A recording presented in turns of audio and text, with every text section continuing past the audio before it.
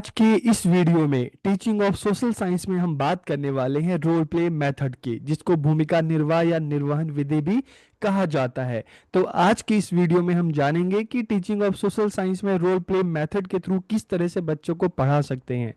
ये मेथड इतना इंटरेस्टिंग क्यों है, क्यों इस मेथड के थ्रू बच्चा खुशी खुशी चीज़ों को सीखता है, और इस मेथड को हम चाइल्ड सेंट्रिक मेथड या विद्यार्थी केंद्रीय जो विधि हम क्यों कहते हैं। तो आज की इस वीडियो में इन क्वेश्चंस के हम आंसर ढूंढने की कोशिश करेंगे। वीडियो को पूरा देखिए और लास्ट में कमेंट करके अपना फीडबैक जरूर दीजिएगा। तो वीडियो को हम शुरू करते हैं। आज का हमारा टॉपिक है role play method in social science teaching की सामाजिक विज्ञान शिक्षण में भूमिका निर्वहन विधि। तो देखिए, जब हम रोल प्ले मेथड की बात करते हैं, भूमिका निर्वहन की बात करते हैं, तो this is a student centred and activity based teaching method. इसे हम क्या कह रहे हैं कि एक विद्यार्थी केंद्रित और गतिविधि आधारित विधि है। हम इसको स्टूडेंट सेंटर्ड इसलिए कहते हैं क्योंकि इसमें जो प्राइमरी रोल जो होता है वो बच्चों का होता है। यहाँ पे सीखना जो है बच्चों की रिस्पॉन्सिबिलिटी होती है। टीचर का काम क्या होता है, सिर्फ एक गाइड करने का काम होता है, ठीक है। और दूसरी बात, एक्टिविटी बेस्ड टीचिंग मेथड हम क्यों कह रहे हैं, क्योंकि यहाँ पे एक एक्टिविटी होती है, बच्चों को अलग अलग रोल दिए जाते हैं, बच्चा उस रोल को प्ले करता है और इस तरह से बच्चा सीखता है। तो ये एक्टिविटी बेस्ड टीचिंग मेथड भी है। This method is considered highly effective in the teaching of social science की यह विधि सामाजिक विज्ञान शिक्षण में अत्यंत प्रभावी मानी जाती है। अब इस विधि के थ्रू अगर हम बच्चों को पढ़ाना है, मान लो विक्रम बेताल की हम बात करें, हम अकबर बीरबल की बात करें, हम वुमेन एम्पावरमेंट की बात करें, हम 1857 की जो क्रांति है उस टॉपिक को लें, हम 1947 की जो हम भारत आजाद हुआ था उस समय को ले, तो बच्चों को अलग अलग जो घटनाएं हैं उसके आधार पर बच्चों को अलग अलग भूमिका दी जा सकती हैं। अलग अलग जो नेता हैं, जो क्रांतिकारी हैं, उनका रोल दिया जा सकता है। बच्चा उस रोल को प्ले करेगा और प्ले करके जो कैरेक्टर है जो बच्चों को दिया जाएगा, बच्चा उसके बारे में जानेगा, समझेगा कि अच्छा उस समय क्या सिचुएशन थी, किस तरह से, मान लो गांधी जी की बात करते हैं तो किस तरह से गांधी जी ने अंग्रेजों का सामना किया, किस तरह से झांसी की रानी ने अंग्रेजों का सामना किया, सुभाष चंद्र बोस का किस तरह का कैरेक्टर, किस तरह की पर्सनैलिटी थी। तो बच्चों को अलग अलग कैरेक्टर दिए जाते हैं, बच्चा उनके बारे में सर्च करता है, इंफॉर्मेशन इकट्ठी करता है, फिर रोल प्ले करता है, तो बच्चों को भी सीखने समझने को काफी मिलता है। इस विधि में शिक्षक किसी सामाजिक, ऐतिहासिक, राजनीतिक अथवा आर्थिक घटना का चयन करता है और विद्यार्थियों को विभिन्न भूमिकाएं प्रदान करता है। कोई भी घटनाएं हो सकती हैं, ऐतिहासिक हो सकती है, इतिहास से संबंधी हो सकती है, राजनीतिक हो सकती है, ठीक है। बच्चों को, चाहे हम पार्लियामेंट की बात करें, ठीक है, संसद भवन की बात करें, तो एक स्कूल में भी इस तरह का जो है पार्लियामेंट की जो उनकी जो फंक्शनिंग होती है उस तरह का एक मतलब डेमो जो तैयार किया जा सकता है, बच्चों को अलग अलग रोल दिया जा सकता है, ठीक है। तो अलग अलग घटनाओं के संदर्भ में सामाजिक की हम बात करें तो चाहे हम गर्ल चाइल्ड मैरिज है, ठीक है, इसके क्या नेगेटिव इम्पैक्ट पड़ते हैं गर्ल्स पे, इस संबंध में भी रोल प्ले हो सकता है। जो जात पात है, ठीक है, धर्म है, आदि जो विषय हैं उस पर भी इस तरह के रोल प्ले मेथड हो सकते हैं, ठीक है।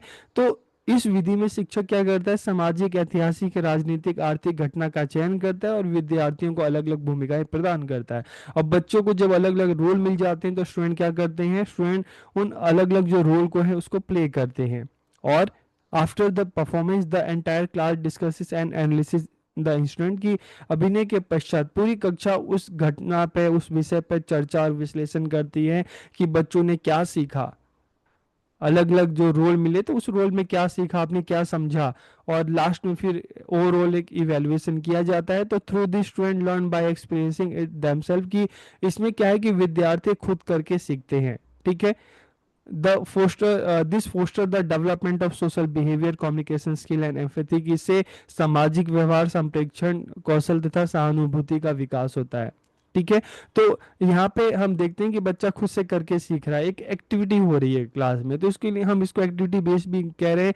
साथ ही साथ सामाजिक व्यवहार की अलग अलग घटनाएं हैं, बच्चा ग्रुप में भी काम करता है, सबके साथ मिलकर काम करता है, और यहाँ पे कम्युनिकेशन, संप्रेक्षण का बहुत बड़ा रोल होता है, अलग अलग रोल प्ले करता है। तो जैसा रोल है बच्चों में सहानुभूति, इस तरह की चीजें डेवलप होती है, ठीक है। तो जब हम रोल प्ले के बारे में हमने क्या जाना कि रोल प्ले या भूमिका निर्वहन हम विधि की बात करते हैं, तो इसमें विद्यार्थी किसी विशेष परिस्थिति में विभिन्न व्यक्तियों की भूमिका निभाकर उनके, चाहे हम व्यवहार की बात करें, भावनाओं की बात करें, सामाजिक संबंधों की बात करें, तो इन चीजों के बारे में बच्चा सीखता है। और जब हम रोल प्ले मेथड की बात करते हैं तो इसके प्रतिपादक कौन थे? Doctor Fanny R Shaftel and George Shaftel इसके कौन थे? प्रतिपादक थे, प्रोपोनेंट थे। ठीक है। अब अगर हम इस विधि के ऑब्जेक्टिव्स की बात करें, इसके उद्देश्य क्या है, तो टू प्रमोट एक्सपीरियंशियल लर्निंग, बच्चों को अनुभवात्मक अधिगम को बढ़ावा देना। किस तरह से बढ़ावा दिया जाएगा? क्योंकि बच्चा यहाँ पे खुद से चीजों को जानेगा, सीखेगा, अलग अलग रोल मिलेंगे, बच्चा उसके बारे में इंफॉर्मेशन कलेक्ट करेगा, ठीक है, और प्ले करेगा उस कैरेक्टर को, और फिर मतलब खुद से करके बच्चा सीखेगा, अपने एक्सपीरियंस से सीखेगा। तो इस तरह से बच्चों के आत्मविश्वास को विकसित करना, बच्चों के कम्युनिकेशन को विकसित करना, और लोकतांत्रिक मूल्यों का विकास करना। डेवलप डेमोक्रेटिक वैल्यूज की लोकतांत्रिक मूल्य हैं, चाहे हम एक दूसरे के सम्मान की बात करें, ठीक है, चाहे हम एक दूसरे मतलब लीडरशिप क्वालिटी की बात करें, स्किल की बात करें, ठीक है, अलग अलग रोल प्ले होते हैं। तो हम सोशल वैल्यूज की भी हम बात कर सकते हैं, ठीक है, जो हमारे मौलिक अधिकार हैं, फंडामेंटल राइट्स हैं, हम उनकी बात कर सकते हैं। तो बच्चों में डेमोक्रेटिक वैल्यूज डेवलप होते हैं, लीडरशिप जो क्वालिटीज है उसको डेवलप करना। To develop decision making abilities की बच्चों में निर्णय लेने की क्षमता विकसित करना। टू फोस्टर क्रिटिकल थिंकिंग, आलोचनात्मक चिंतन का विकास करना। To create interest in the subject, विषय में रुचि उत्पन्न करना। और to develop understanding of social problem, सामाजिक समस्याओं की समझ को विकसित विकसित करना। तो देखिए ये सब संभव कब है? कि जब बच्चों को हम मान लो सोशल साइंस पढ़ा रहे हैं, तो चाहे हम हिस्टोरिकल इवेंट्स हैं, सिविक्स की बात करते हैं, तो चाहे पॉलिटिकल इवेंट्स हैं, ठीक है, तो इस तरह के हैं। और जो सामाजिक घटनाएं हैं, जो समाज में अलग अलग जो चीजें हैं, ठीक है, इन चीजों से संबंधी जब हम बच्चों को अलग अलग कैरेक्टर देते हैं, अलग अलग घटनाएं देते हैं, बच्चा उसका रोल प्ले करता है। चाहे हम गर्ल्स चाइल्ड की बात करें, गर्ल्स मैरिज मतलब गर्ल चाइल्ड मैरिज की बात करें, गर्ल्स एजुकेशन की बात करें, ठीक है, जो छुआछूत है, जो भेदभाव है, जेंडर डिस्क्रिमिनेशन है, तो अलग अलग जो घटनाएं हैं, अलग अलग चीजें जब हम बच्चों को देते हैं और बच्चा उसको रोल रोल प्ले करता है, ठीक है, तो बच्चों को ये सारी चीजें जो है बच्चों में डेवलप होती है। तो ये इसके ऑब्जेक्टिव है। फिर प्रोसेस की बात करें, स्टेप्स की बात करें कि भूमिका निर्वहन विधि के चरण क्या है, तो चरण अगर हम देखते हैं तो पहला है step selection of the topic, topic को सेलेक्ट करना। तो यहाँ पे देखिए फर्स्ट एंड सेकंड की हम बात करते हैं, ठीक है, फर्स्ट सेकंड और थर्ड। तो यहाँ पे टीचर का रोल अहम होता है कि किसी भी विषय पे, चाहे ऐतिहासिक घटना हो गई, चाहे सामाजिक घटना हो गई, मान लो गर्ल चाइल्ड मैरिज की हम बात करते हैं, ठीक है, इस तरह का एक टॉपिक सेलेक्ट किया। क्रिएशन ऑफ द सिचुएशन, फिर टीचर बच्चों को बताएगा कि ये गर्ल चाइल्ड मैरिज होती क्या है, हम कौन सी घटना को ले रहे हैं, ठीक है, कि उसमें हमें क्या दिखाना है कि जो लड़कियों को एजुकेशन नहीं दी जाती, लड़कों को एजुकेशन दी जाती है, तो उससे लड़कियों पे क्या प्रभाव पड़ता है, आगे चल के लड़कियों की लाइफ किस तरह से हो जाती है बिना एजुकेशन के, ठीक है। तो इस तरह का मान लो कोई इवेंट है, कोई घटना है, कोई परिस्थिति है, वो टीचर बच्चों को बताता है। और उसके बाद फिर क्या होता है, selection and assignment of role, की अलग अलग क्लास में बच्चों को सेलेक्ट करके मान लो किसी को लड़की बना दिया, किसी को माता पिता बना दिया, किसी को भाई बना दिया, किसी को समाज के रोल, समाज के जो आस पड़ोस के लोग हैं उनको। तो इस तरह से थर्ड स्टेप में हम देखेंगे selection and assignment of role, की अलग अलग जो बच्चों का चयन किया जाएगा, उनको अलग अलग रोल बच्चों को दिए जाएंगे। फिर क्या होगा, बच्चे स्कूल में घर में जाके उस रोल की तैयारी करेंगे कि उनको किस तरह से उस रोल को निभाना है, ठीक है। हम चाहे ड्रेसिंग की बात करें, चाहे जो डायलॉग है, क्या बोलना है, क्या कहना है, तो बच्चा उस रोल के बारे में अच्छे से तैयारी करेगा। और फिर फिफ्थ स्टेप में देखिए रोल प्ले, उसका रोल क्लास में आके प्ले करेगा, ठीक है। और उसके बाद डिस्कशन एंड एनालिसिस, सब बच्चे जब ये परफॉर्मेंस हो जाएगी तो क्लास में किसने क्या रोल किया, किसका कैसा रहा, तो सब आपस में बच्चे उस विषय में डिस्कस करेंगे, क्या सीखा, ठीक है। तो और लास्ट में फिर ओवरऑल इवैल्यूएशन होगा कि रोल प्ले कैसा था, बच्चों ने किस तरह से परफॉर्मेंस किया। तो यहाँ पे फिर टीचर बच्चों को एक तरह से इवैल्यूएट करेगा, उनको सबको बताएगा, ठीक है। तो ये क्या है, एक स्टेप है, प्रोसेस है रोल प्ले का। इसके कैरेक्टरिस्टिक्स की बात करें विशेषताओं की बात करें तो स्टूडेंट सेंटर्ड टीचिंग मेथड है, विद्यार्थी केंद्रित शिक्षण विधि है। यहाँ पे मेन रोल बच्चों का होता है। एक्टिविटी बेस्ड टीचिंग है, क्योंकि बच्चा एक्टिविटी करेगा, रोल प्ले करेगा, उसके थ्रू सीखेगा, बच्चों का एक्सपीरियंस भी होगा, सीखेगा भी एक्सपीरियंस के साथ। तो लर्निंग थ्रू एक्सपीरियंस, बच्चों का एक्टिव पार्टिसिपेशन होता है। और based on real life situation, बहुत सारे इवेंट्स इस तरह के होते हैं, चाहे हम आज़ादी की बात करें, चाहे हम डिस्क्रिमिनेशन की बात करें, ठीक है, चाहे हम गर्ल्स चाइल्ड मैरिज की बात करें, ठीक है, चाइल्ड मैरिज की बात करें, गर्ल्स एजुकेशन की बात करें। तो इस तरह से based on real life situation, जीवन की वास्तविकता पर आधारित होती है, बच्चों को काफ़ी चीज़ें जानने को सीखने को मिलता है, बच्चों की कम्युनिकेशन स्किल डेवलप होती है। Creation of a democratic environment, एक डेमोक्रेटिक एनवायरनमेंट होता है जहाँ पे सबको रोल दिए जाते हैं, सबका पार्टिसिपेशन होता है, सबको रोल दिए जाते हैं, ठीक है। एनकरेजमेंट ऑफ कोलैबोरेटिव लर्निंग, बच्चे यहाँ पे मिल के सीखते हैं, क्लास में जो सभी बच्चे हैं मिल के सीखते हैं, कोई रोल प्ले करता है, कोई देख के सीखता है, तो सबकी लर्निंग होती है। और परमानेंट लर्निंग, बच्चा खुद से करके सीखता है, तो जो अधिगम है, लर्निंग है, वो परमानेंट होती है, स्थायी होती है। टीचर का क्या रोल है, अगर हम बात करें तो सिलेक्शन सुटेबल टॉपिक, एक अच्छे टॉपिक का चयन करना, ठीक है। प्रोवाइडिंग मोटिवेशन, बच्चों को मोटिवेशन देना कि नहीं आप इसमें, आप क्लास में ज़्यादा से ज़्यादा लोग इसमें पार्टिसिपेट करो, ठीक है, क्योंकि पार्टिसिपेट करोगे तो आप इसमें सीखोगे, आपकी कम्युनिकेशन स्किल डेवलप होगी, आपके अंदर का डर निकलेगा, आपको काफ़ी कुछ जानने को समझने को मिलेगा। तो बच्चों को मोटिवेट करना, फिर सभी को रोल असाइन करना, और मेकिंग नेसेसरी मटेरियल अवेलेबल। अब नेसेसरी मटेरियल क्या है, यहाँ पे अलग अलग जो कैरेक्टर दिए हैं, तो उसके क्या डायलॉग है, उसके बारे में जो इंफॉर्मेशन है वो टीचर बच्चे को बता सकता है, फिर गाइडेंस दे सकता है बच्चों को, ठीक है।